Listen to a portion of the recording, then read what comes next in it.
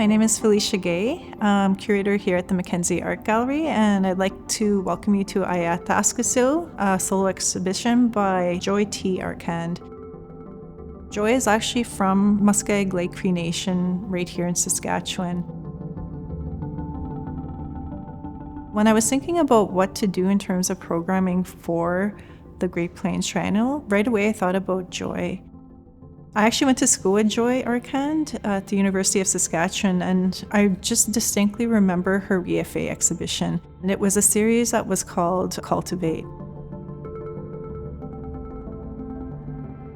Some of the programming is going to touch on the plains. Living here on the plains, I thought I knew a lot about agriculture in terms of the Indigenous and Indigenous farmers, but I had no idea that here near Regina there was the experimental farm, which is also called the File Hills Colony. That was kind of the beginning of why I wanted to do something with Joi. It wasn't about File Hills Colony per se. It was really about these subverted histories here in Saskatchewan on the plains. And because Joi comes from a farming family and she's done work that spans over 20 years, I thought a solo exhibition was a really excellent way to build up an archive narrative about her work. Although you may see aesthetic differences in her work, the unifying factor between her work is the family archive and language.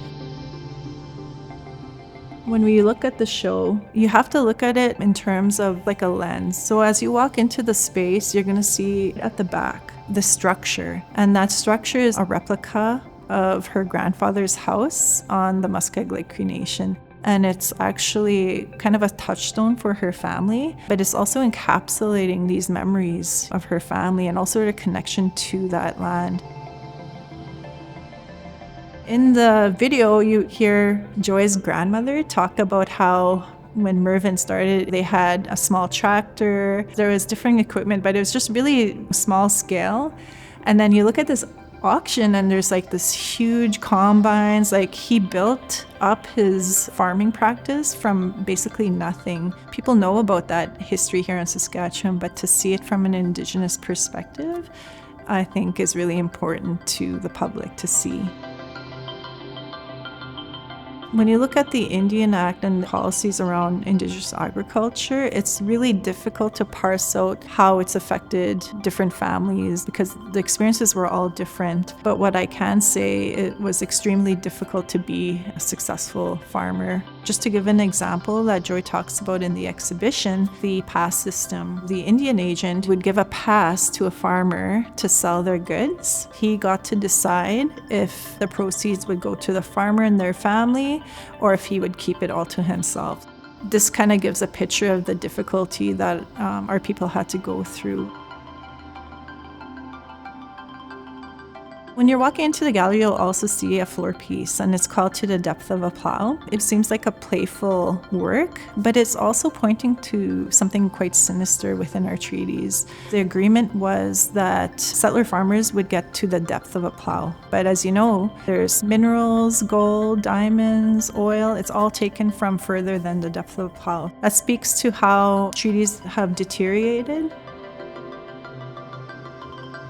The mobile is connected between two yokes. Each string was actually braided with sweetgrass and horsehair, and then the archival images of her family, they actually have plaster on them. If anybody has lived in an old house, you will know the walls are made of plaster. Often you'll find horsehair in them. At the very top are her family ancestors, and then it goes right down to her and her sister at the very bottom.